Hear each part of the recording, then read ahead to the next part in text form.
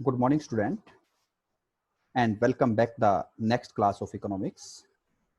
Today, we will discuss the rest part of your first chapter, the story of village Palampur. Today, we will discuss about the non-farm activity carried out in the Palampur. Firstly, you have to know about what's the meaning of non-farm activities. So, beta, non-farm activities are all those activities which are not related with the farm, which are not related with the agriculture. These activities are carried out in the village for the purpose of supplement the income of the people. And in these activities, the agricultural area are not used. These are called the allied activity of the agriculture, which provides some financial assistance or which provides some help to supplement the income of the villagers. So, beta, in this chapter, we will discuss some non-farm activities which are carried out in the Palampur village. Okay, beta, let's start with the first slide. First non-farm activity carried out in the village Palampur is dairy farming. I think you all are very aware about the dairy farming. Dairy farming is a common activity of the people of non-farming category. The milk and other dairy product can be sold at neighboring cities and town at good profit. Meaning the peoples of the Palampur do the dairy farming and sell the milk and another milk product in the neighbor village and neighbor city. आपको पता है बेटा, neighbour village था उनका रायगंज और neighbour city या town था शाहपुर, जहां पे वो पालमपुर गांव के पालमपुर विलेज के जो फार्मर्स थे वो अपना मिल्क प्रोडक्ट और डेयरी प्रोडक्ट जो है सेल करते थे. This is the main occupation for the people in the rainy season in the Palampur. जब रेनी सीजन होता था उस टाइम पे लोग जो है पालमपुर गांव के लोग जो है डेयरी फार्मिंग के थ्रू, मिल्क प्रोडक्शन के थ्रू अपना लाइवलीहुड को सरवाइव करते थे और वो अपनी इनकम को सप्लीमेंट करते थे. तो बेटा, dairy farming is the main activity, main non farm activities in the Palampur. Okay बेटा, let's go for the next slide. The small scale manufacturers, that is also another non-farm activity, that is also another non-agricultural activity. In the Palampur, presently just less than the 50 families are engaged in the manufacturing. Meaning, what's the meaning of manufacturing, beta? Manufacturing is converting the raw material into the useful goods. But the manufacturing in the Palampur was carried out in a very limited scale. ऐसा नहीं है कि वहां पे बड़े बड़े business houses लगे हुए थे, ऐसा नहीं है कि बड़ी बड़ी फैक्ट्रीज लगी हुई थी. जो मैन्युफैक्चरिंग होती थी वो बहुत ही स्मॉल स्केल के ऊपर होती थी. लाइक घरों के अंदर स्टिचिंग का काम हो जाता था, टेलरिंग का काम हो जाता था, लाइक बैंगल मेकिंग का काम हो जाता था. These are some small scale manufacturing activities carried out in the village Palampur.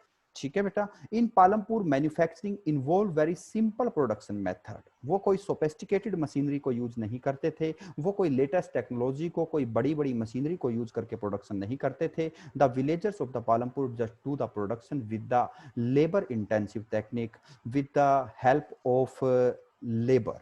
वो कोई मशीन्स के द्वारा प्रोडक्शन नहीं करते थे, अपने हाथों से हैंडमेड प्रोडक्ट जो है बनाया जाता था. ठीक है जी. वेरी सिंपल प्रोडक्शन मेथड को यूज करते थे और बहुत ही छोटे स्केल के ऊपर मैन्युफैक्चरिंग की जाती थी.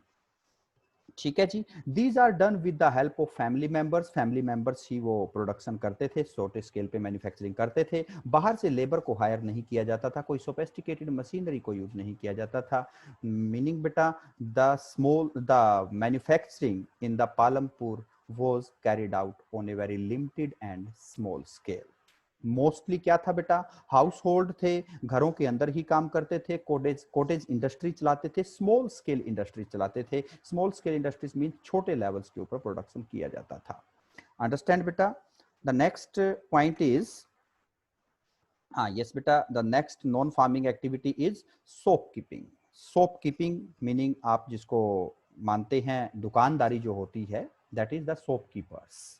कुछ शॉप कीपर्स भी गांव के अंदर थे जिसको हम स्मॉल ट्रेडर्स कह सकते हैं. दे यूज्ड टू या they usually buy the product from the nearby town and sell that product into the market, into the market of Palampur. वो शहर से जो है प्रोडक्ट को खरीद के गांव के अंदर बेचने का काम करते थे। मोस्टली शॉपकीपर्स जो थे वो रिटेलर थे, होलसेलर कोई नहीं था, कोई वहां पे मैन्युफैक्चरर बड़ा नहीं था, मीनिंग शॉपकीपिंग जो है वो भी बड़ी लिमिटेड स्केल के ऊपर थी। People involved in the trade are not many in the Palampur. Trade क्या होता है बेटा? ट्रेड होता है buying and selling the goods. Buying करना मतलब कि गुड्स को खरीदना और आगे बेच देना, कुछ प्रॉफिट अर्न कर करके। सपोज दैट जैसे हम बात करते हैं कि 10 रुपीज का पेन जो है मार्केट से खरीद के लेके आए, उसको 15 रुपीज में बेच दिया था, that is the small scale trading. Understand बेटा? तो पालमपुर के अंदर जो पीपल्स थे, जो शॉपकीपर्स थे, वो बहुत ही स्मॉल स्केल के ऊपर बड़ा ही लिमिटेड से प्रॉफिट के साथ ट्रेड करते थे। ठीक है जी। The traders of Palampur are shopkeepers. उन ट्रेडर्स को क्या कहा जाता था? शॉपकीपर्स, दुकानदार कहा जाता था। We can see small general store which sell a whole range of rice, wheat, sugar, tea, oil, biscuit, notebook, soap, toothpaste, toothbrush, batteries, pen, pencil, and even some cloth material. Meaning beta, that is the position of the soap, that is the position of a general store in the Palampur. Meaning जो दुकानदार थे वो गांव के अंदर use होने वाली छोटी छोटी चीजें शहर से खरीद करके, टाउन से खरीद करके मार्केट के अंदर बेचने का काम करते थे। ठीक है जी। तो that is the another activity, another non farming activity जो पालमपुर गांव के अंदर चलती थी। अंडरस्टैंड बेटा? और ये एक्टिविटीज बेटा केवल पालमपुर गांव के अंदर नहीं, ऑलमोस्ट सभी गांव के अंदर ऐसी एक्टिविटीज देखने को मिलती है। Let's go for the next slide. Next and last non farming activity is transport. Transport transport is a very fast developing sector. Palampur के अंदर ट्रांसपोर्ट जो है बहुत ही स्पीड से डेवलप हो रहा था। हमने बेटा जो है पहले पार्ट के अंदर ये चीज डिस्कस की थी कि पालमपुर जो है was well connected with the neighbour village. जो रोड कनेक्टिविटी थी वो नेबर विलेज और नेबर सिटी के साथ, नेबर टाउन के साथ कनेक्टिविटी बहुत ही अच्छी थी। मीनिंग रोड की फैसिलिटी बहुत ही बेटर थी, जिसके ऊपर जो है कुछ ट्रांसपोर्ट व्हीकल्स जो है चलते थे, जिसके थ्रू लोग अपना पैसा अर्न करते थे। ठीक है।